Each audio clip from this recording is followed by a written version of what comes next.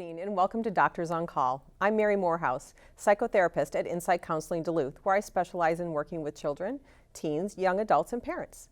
I am your host for our program tonight on couples and mental health.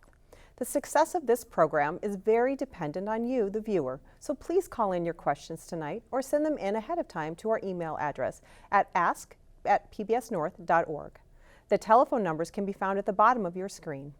Our panelists this evening include Dr. David Plood, Arrowhead Psychological Clinic, Dina Claybaugh, psychotherapist, Insight Counseling Duluth, and Michael Claybaugh, psychotherapist, Insight Counseling Duluth. Our volunteers are standing by to answer the phones tonight. And now, on to tonight's program, Couples and Mental Health. Welcome, everybody. Thank you so much for coming on this first time we've done couples and mental health on this show. So it's a hot topic. It's not something that I personally do in my practice, but I'm so excited to have you guys as experts in this field. So a couple of questions. So we're going to kind of go over some basic questions. And Dave, I'll start with you. A lot of times, you know, you hear from couples, or I'll hear it from my individual clients who are often a part of a couple. But why do we keep having the same fight over and over? Tell me a little bit about that. Yeah, and well, first of all, thanks for having me. Yeah. Appreciate being here. This is always a treat to get out and talk amongst other colleagues and professionals and towards our community. Yeah, absolutely. But yeah, you know, I like to think of it, it's pretty complicated because there can be so many different dynamics involved, but it's kind of perpetual problems can be the thing, where someone is making a statement, they're making an ask, and it's not getting better. Sometimes it has to do with how they do it. Do they lead with criticism? So it puts the other person on defense, right? What's their tone like? Is it starting harsh? You never do this, and it's because you're attack their character because you're a lazy, right? And so that's going to escalate, and it's probably not going to get anywhere. So starting soft, making requests, trying to be relational. And then on the listener's part, if they're doing a good job, they're going to put some good effort into being generous and trying to make it happen. But again, it can be off-putting enough, the way you start, the tone, the presentation. Yeah. So I usually try to get people starting with requests, try to move away from criticism. Yeah. That helps a lot. Yeah, and so that leads to like that next question of how can we communicate without it turning into an argument? So right. Dina, if you could kind of speak to that, because I think that's a lot of times people have this communication impasse, and you know, this is what you know. If I just bring it up, it's going to turn into an argument, so we're just not even going to do it. So what are some strategies to have the communication not turn into that? Right, and one of the things that we do is kind of break down these. It ends up kind of being patterns, you know, of connection or disconnection, and like I think you said originally, like have the same fight over and over again or something like that. So I often will support couples in looking at kind of the process versus the content. So whether, you know, we're fighting about the dishes or an upcoming family trip, sometimes I mean, if you pull back the layers, there's oftentimes an emotional need too, that maybe isn't being met, that can, I mean, go all the way to I want to be understood, or I'm feeling misunderstood, or I mean abandoned, and this again the deeper levels of the emotional. But oftentimes that's what couples are looking for, is some emotional need to be met. And until you kind of take the time to, you know, pull back those layers and look at what's happening, it can stay very surface and just focused on content, the dishes or whatever, when it usually, often couples will even forget like what they started arguing about. Yeah, and it's that, it goes to that scorekeeping in relationships. So this is, I did this, you know, then I want you to do that, or this is what underlying resentments, right, where everything's, you know, a problem. Everything's a problem, yeah. So that, moving towards like intimacy and connection, Mike, we'll ask you some of those questions. So how can we bring the spark back to our relationship? Which I know that's a big question, right? that's a tough one, but I think that is, that's something either people have been, either, you know, the spark at the beginning of a relationship, right, is by definition, it should be pretty sparky, so that's how people get together.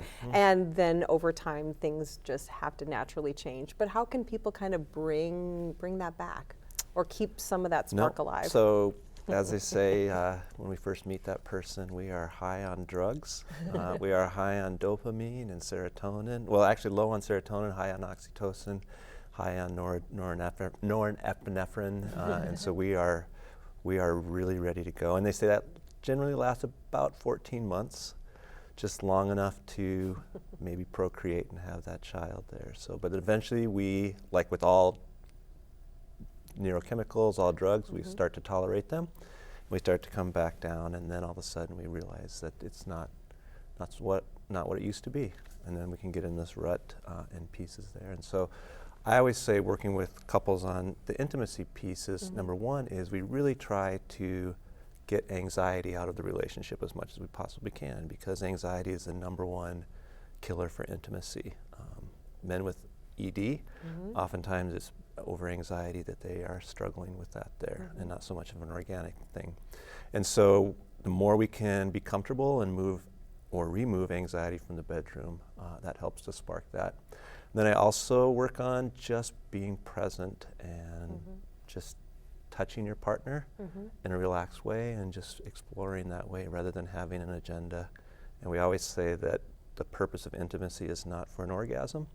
It's to really be present with our partner. And so once we can remove some of those things and change our focus, intimacy can happen for all of us. For all of us. Okay, great. Thank you.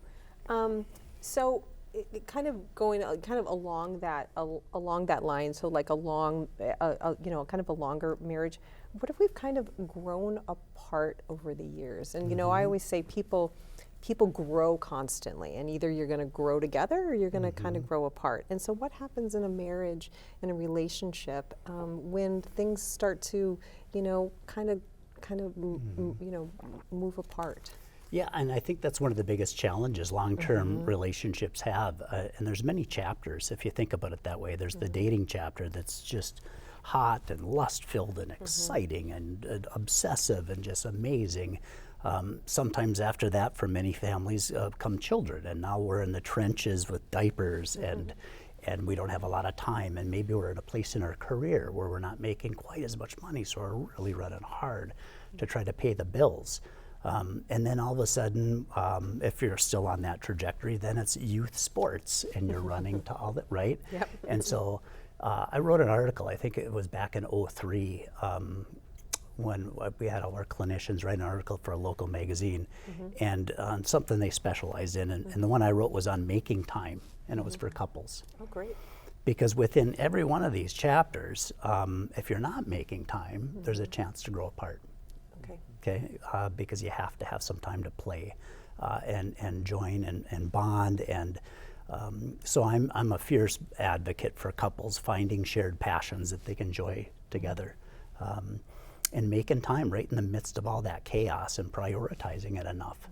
And it's probably one of the number one things that we really work with is, and I don't know if it's our culture, if it's this hard-working, Scandinavian, overachieving, just got to go and crank, and everything else just has to be okay. But we tend to neglect making time for our partners and for the relationship to stay together. Yeah, it's difficult in those years, those children, those child rearing years, is to make the parents to have that a priority versus the needs of the children, or needs of aging parents, or other needs. I remember there was a time we had a couples weekend in the Apostles planned, but it coincided with my youngest daughter's East Select soccer tournament in town. And I was supposed to be running a field, and so we had this decision. Are we gonna skip? And so I went to the girls, I go, we've been at all your stuff, right? They're like, yep. Can we skip this? We need to get away as couples, And they're like, yeah, I'll go with my girlfriend and I'll get to the... So it's just being intentional that way. And I think it's good modeling for our kids, You just too. took the words out of my mouth. Yep, that's what I was gonna say. So good modeling, And that's, to expand on that, I was Dina. going to say, Dave, that's just beautiful modeling, because and that's part of what I love in supporting couples is the ripple effect. The benefits for the children, if you have children, everybody around you. There's just so many, and I love like that conscious effort to and to be curious with one another. I mean, we change during all those chapters as we go through those chapters, and to just have a genuine curiosity about. I mean, and I know I always think about like the unity candle, that can be in a ceremony when you get married, and it's like you become one, and there's a connection that you want to have that's the secure bond that is like unique and unlike any other connection you have with anybody else. And at the same time, you are two different people with different thoughts and ideas and come from different places. And it's just really, it can actually be quite exciting, you know, when we start to feel safe and start to alleviate some of that anxiety and have, you know, trust and curiosity. It can be really exciting. Yeah, and you know, talking about, you know, of course, each family or each couple, each person in the couple comes from a very different family culture. Of course, you know, my family culture, my husband's family culture are very different, and you know, you can still make that work. And so I think sometimes, Mike, if you could speak to that, kind of bringing these two different family cultures, like you can honor and respect that this is where you came from, but this is what we want to do as a family. And so can you speak to, of course, people come from different places, and that's so to not be surprised at that. But yeah, this is, yeah, of course you guys are coming and have different you know, different norms growing up, but you're choosing to be together. Yep, and that ends up being a source of conflict right away sometimes for relationships, because the way that we did it is the way that it's supposed to be done. So at the holidays, we take turns opening gifts, open one at a time, and then the other ones, oh no, we open them all at once, and then we're done.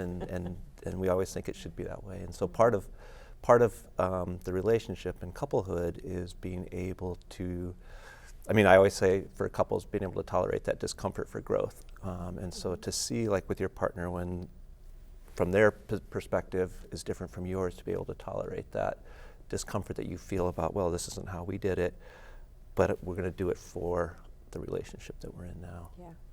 Yeah, an interesting aside on that too is it's fascinating how when we fall in love and are attracted to someone, oftentimes it's because of those differences. Okay, and they're complementary in some way, or they're exciting, or they're pulling us away from something we didn't like. And so we relish in that for a while, and then as our relationship proceeds, then we spend all this energy trying to turn our partner into us. And if they don't think and do it our way, right? Isn't it something? But it's very true, and we've got to try to resist that urge. I love it. With imago therapy too, we talk about just how, you know, that monoculture, nothing really survives that. It's like you thrive in biodiversity, you know, and difference, and yeah, to really kind of appreciate that. I love Yeah, I remember when my husband and I first met, his family, they golfed, and I thought that was like, oh my gosh, you golf, this is so cool. I walked around the golf course, I learned, you know, learned to play golf. I would walk, and years later, I'm like, I don't really like golf. Yeah, right. And that was, but it was so cool. Like it was so interesting to be like, oh my gosh, this is just like a thing that my family never did. And then that's so cool that yours did. But then you kind of become into your like, oh, I appreciate that you do that, but that's not my thing, right? And so I think is kind of like that balance to. We can regress to a little bit of what we grew up with in our comfort level there. Yeah. And the new relationship can pull us out of it a little bit for a while, but it's easy to slide back. It's easy to slide back. Yeah, it is. But and I think that actually this is Mike and Dina, what you guys talked a little bit earlier on your connecting couple thing, that your humor. We've all been laughing here a little bit tonight, and I think how can you use humor with like how we started kind of like communication and kind of disconnection. If you guys want to speak to that. Yeah. Using humor, because we're all using it tonight, because it's such an important. Because I'm going to share one. Yeah. Well, today, for instance, I'm thinking about families and you know, rituals and like rituals that you want to adopt into your relationship, and you decide together, right? And one of them that Michael's family had was every morning when his father would drive away to work, the family would wave at the window. So we have a ritual where every day whoever leaves first drives away. But sometimes, you know, so it takes an intention or whatever to do that. 'Cause sometimes I'm reading a book or doing, you know, whatever. But it's like I really am thoughtful about that, and then it's every day doing that. But sometimes I do something silly. I'll just say sometimes I'm wearing a robe, and I'll just, you know, I mean, we live in the woods, and you know, it's just him, and it's like, you know, and laugh, you know. But humor is just so important, and it's important. Yeah. Yep. Yeah. Yeah. No, I mean, it's that piece of oftentimes behaviors result in the emotion versus the emotion leading to the behavior. So I mean, if you ever just smile, you can all of a sudden just smile and fake a smile, but you can just feel that happening there. And so just that laughter and just that behavior of laughing just makes it diffuses everything. Yeah, it does. It's the fastest it way can. to. Well-timed, well-timed humor. Ill-timed humor, maybe not so much. Right. And that, so kind of going back to this, like, individual. So how do we balance the individual needs with the needs of our relationship? So this I and we piece. Yeah. Which I think is.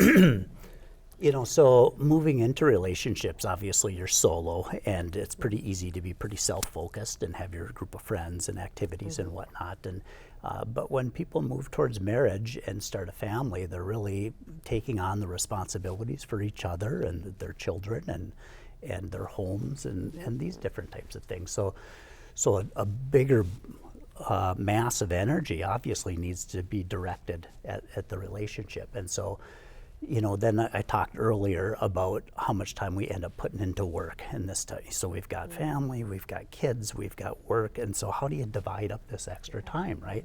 And so I like to think if you've got X extra time, let's say, I don't know, a 20th of your 100% week allowance, try to make sure you're giving at least 10 or 15% of it to your relationship.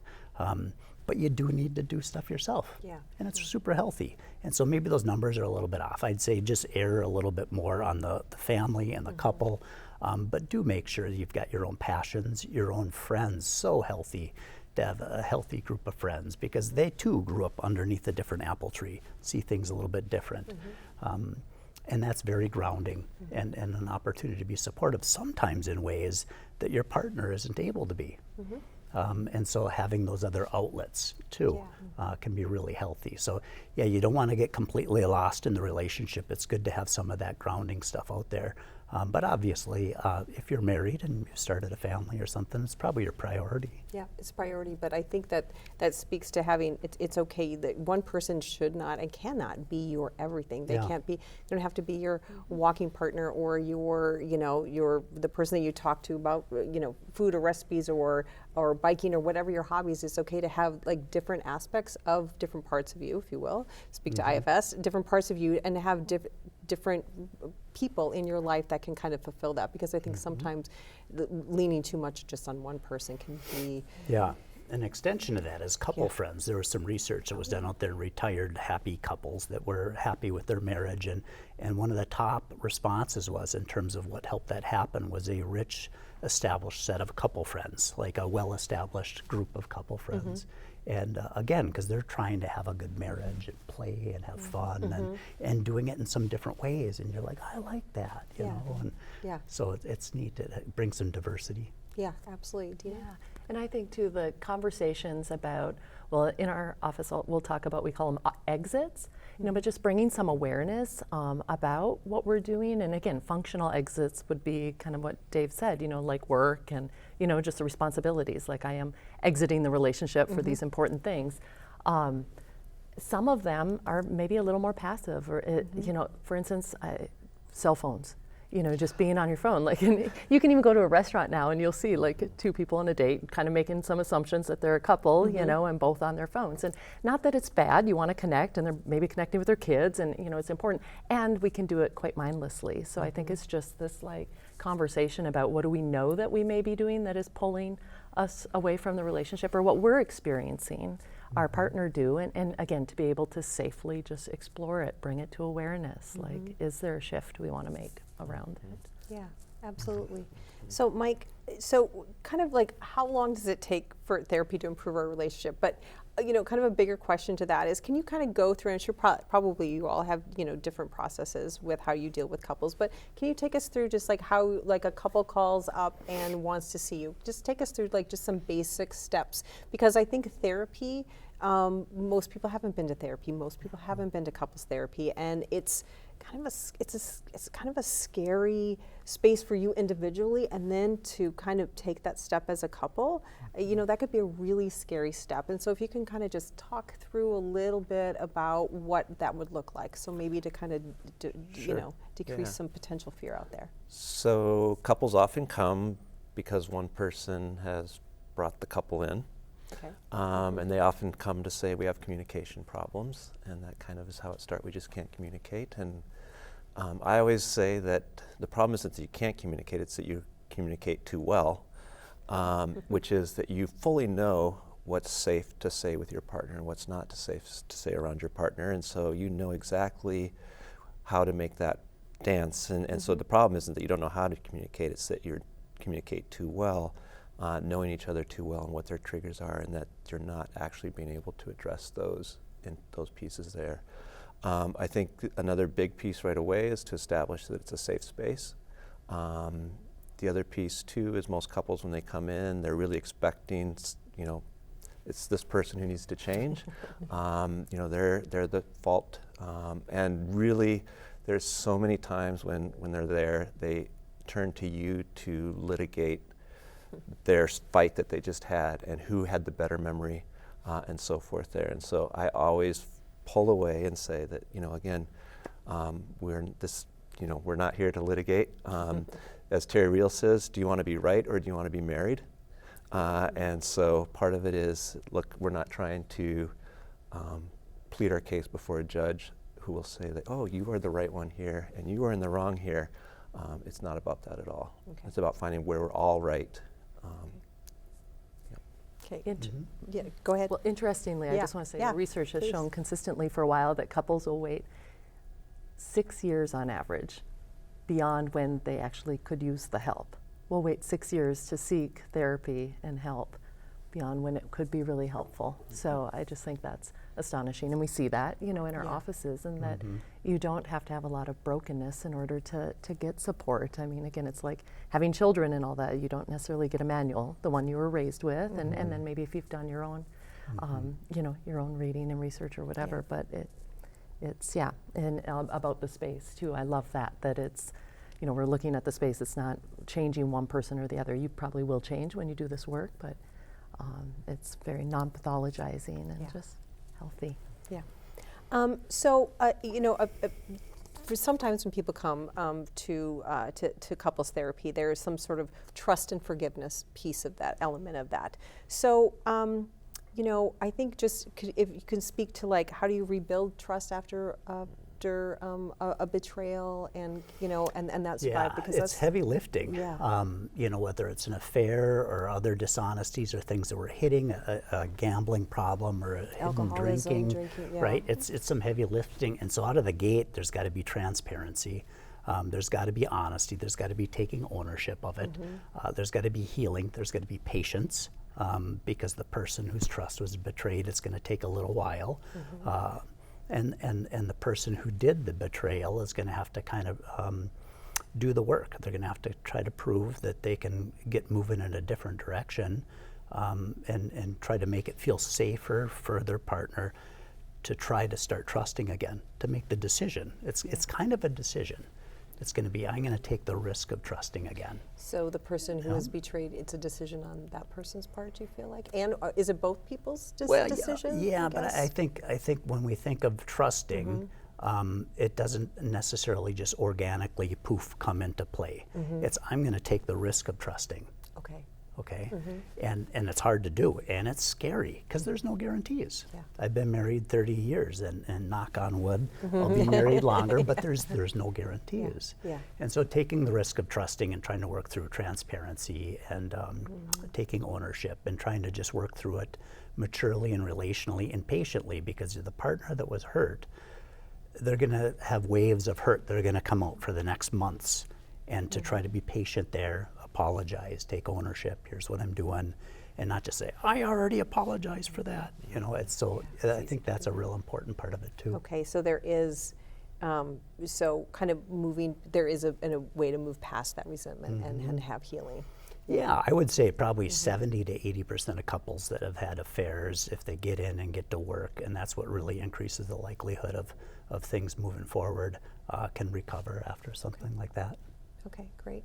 Good to know.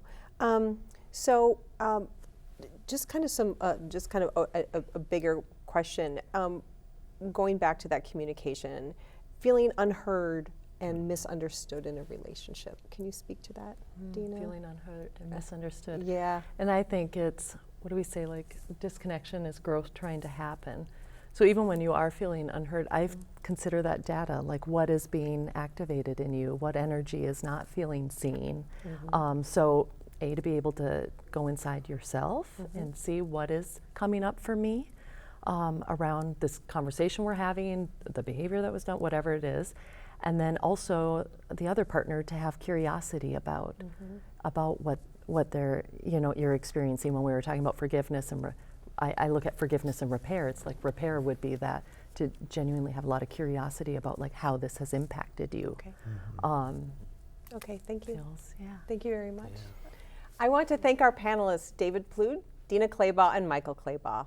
Please join Dr. Mary Owen next week for a program on ear, nose, and throat problems and sleep apnea. Thank you for watching. Good night.